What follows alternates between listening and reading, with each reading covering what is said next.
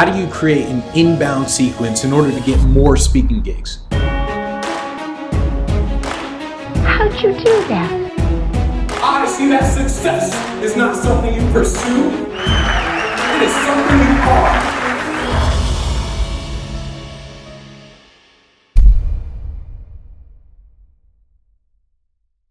Obviously, the pros of building an inbound sequence is that people come to you instead of you having to go to them. But how do you do it? How do you go about building that inbound sequence? First thing you want to do is you want to determine two things. Number one, is your topic a big market? And number two, is there a niche market within that big market? Be an example. A big market is sales training. A niche market within that is cold calling. Now, I know the advice that you've been given is, oh, get a niche market, and all these big time gurus are telling you niche your market, blah, blah, blah, niche your market.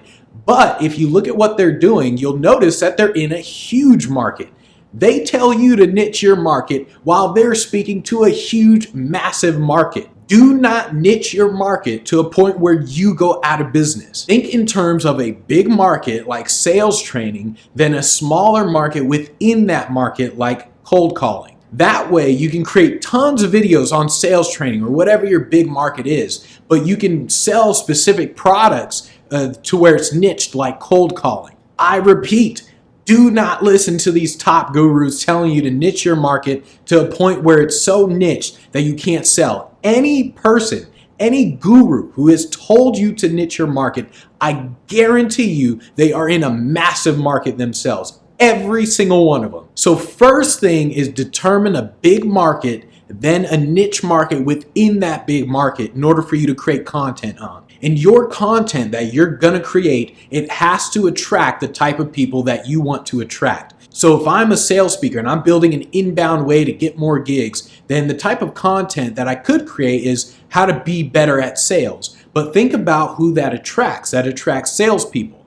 On the other hand, if I want to attract sales managers, I want to go a step above salespeople, what kind of content am I going to create? I'm going to now create content like how to build a better sales team, how to make your sales team want to sell more.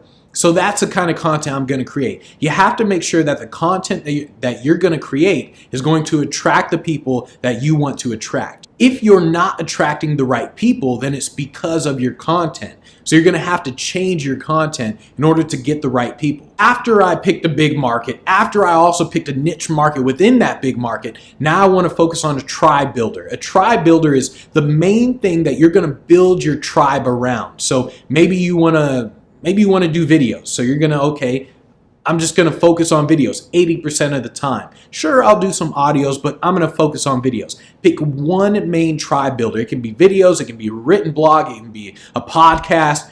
One main tribe builder that's going to make sense with what you're doing. Think in terms of what's the best for you and for your market. So if you know that your tribe builder, it's going to be a podcast and your market is the top executives at a company, well, those two match up because top executives, they don't want to sit around and just watch videos on YouTube all day, every day.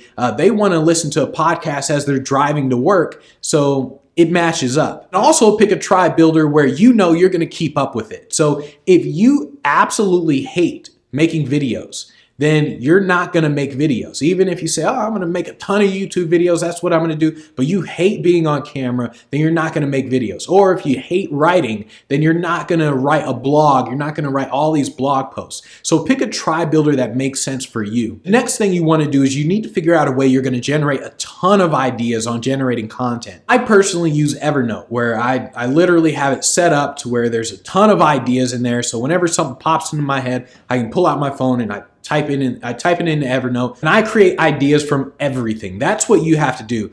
It amazes me that there are blog posts out there that teach people how to create ideas on what to put on their blog, because if you truly know your stuff, if you truly are passionate about whatever topic you're talking about, You don't need someone to tell you ideas. You have so many that you don't know which ideas to choose from. I create ideas from everything. If I was a leadership speaker, I would sit there, I would look at the presidential debates, and I would say, okay, here's an idea to use for whatever they're talking about. If something happens, if I'm a sales speaker and something happens in a business, if Walmart's earnings are down, well, now I'm going to make a video about how Amazon is crushing Walmart. Think of ideas from everything. When you're talking with friends, pull an idea out of whatever you guys are talking about. When you see something happen, pull an idea out of that. Ideas come from everywhere. So you got your market, you got the tribe builder, you've got some ideas. Now you need to think in terms of infotainment. It's not about just delivering content. It's about how you deliver content. Infotainment is simply entertaining content, entertaining information, information plus entertainment. That's what it is. Look at all the top people in any industry, all the top people who dominate a market. All of them are infotainers. Content that solves a problem is too cliche right now. Right now, everyone's like, oh, create content that solves a problem. That's cool and all, but think about what you do. You sit there, you read an article about how to write better emails or something. You're like, okay, that's cool. And then you go off and go to Facebook, do whatever. But you watch more videos and more funny videos on Facebook or YouTube or whatever. You watch more of that than you do this content that solves a problem. That's why it's so important to infotain rather than just deliver content. Yes, your stuff should be good, but you want to make sure that you're infotaining as well. While you're doing this, while you're thinking in terms of creating content and all that stuff, you want to also think in terms of creating a funnel. And a funnel is simply the steps that you take to get someone to buy a product. A simple funnel is something like you have an opt-in page, a squeeze page where they put in their email. Then after that, they go to a thank you page. And on the thank you page, it says, here, do you want to buy this simple book, a $10 book that solves your specific problem? And then from there, they constantly get emails in your autoresponder. The autoresponder says, here's a new video, here's a new video. And then the third one says, here's a product. So a funnel is simply a series of steps in order to get them to buy what it is you're selling. Make sure that as you're creating your funnel, you don't have to say, oh, I'm going to create my funnel, then I'm going to create some videos and all that. You can just start creating videos to build a following and at the same time think in terms of creating a funnel as well. This isn't 1, 2, 3. It's more like a circle or more like a spider web where you're doing everything all at once. You're creating videos because you're always going to have to create videos for your inbound sequence. You're always going to have to create those videos or whatever tribe builder you're doing. But you're always going to have to create content. So create content whether you have a funnel or not.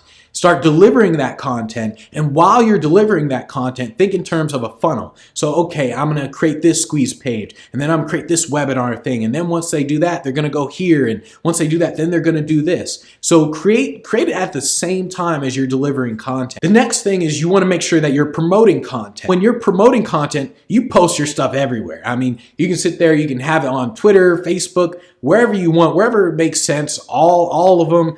Just promote your stuff. And a great way to promote your content is to have natural promotion built into it. So that's why newsjacking is so brilliant, because with newsjacking, you're automatically promoting your content because of what's going on around you. So if I'm a leadership speaker and I'm creating content about leading, I'm naturally going to newsjack the presidential debates and the presidential elections, and I'm going to newsjack that and start creating content around everything with presidents. You also want to just talk about influencers as well. If you want to promote your content, talk about them and let them know you're talking about them, because we can't help but pay attention to what people say about us. So if you're a leadership speaker and you're building up your entire series of leadership content, I'm going to sit there, I'm going to talk about John Maxwell or whoever's at the top of the industry. I'm going to talk about them, and I'm going to post on Twitter, and I'm going to make sure I include the @ symbol of John Maxwell. That way him and his followers actually see it, and maybe he likes your stuff. Maybe he's like, this guy's a freaking genius, so let me promote his stuff as well. And while I'm doing this, the entire time I'm doing this, I'm going to build systems as I go. You've heard about systems. I've talked about systems. You probably read about systems. You've heard about it everywhere. I would build systems as I go.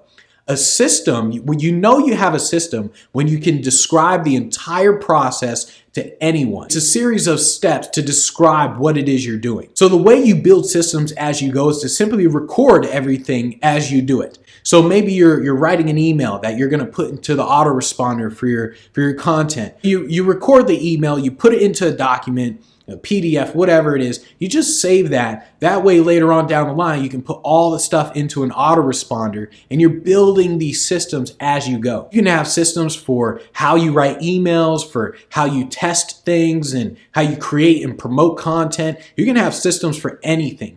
Everything that is repetitive needs to have a system. And more importantly, you just have to be consistent. The way you build an inbound sequence to get more speaking gigs is consistency. You create content, you promote the content, make sure you're infotaining in the content, not just trying to say my stuff is the best. You just have to infotain at the same time, and you're promoting it, creating it, doing what you need to do to get stuff done. That's how you create an inbound sequence to get more gigs.